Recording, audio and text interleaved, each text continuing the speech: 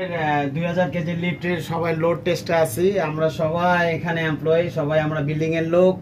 নতুন লিফট বলতেছেন না কেন, আউট 30% কিছু লোক আছে, তাদেরকে আমরা ওজনের জন্য নিয়ে আসছি। এই হচ্ছে আমার সিনিয়র ভাই মিস্টার দেলোয়ার হোসেন। আমরা উদ্বোধনের দিকে যাচ্ছি, ইনশাআল্লাহ দোয়া করবেন। আমাদের এক সহকর্মী আছে মিজান। টেস্ট হ্যাঁ, আসলে এখানে আজকে তো উদ্বোধনী অনুষ্ঠান, সবাই কত বলতেছে। খাওন তো তুমি বড় খাই তো আমার বলে পায় না।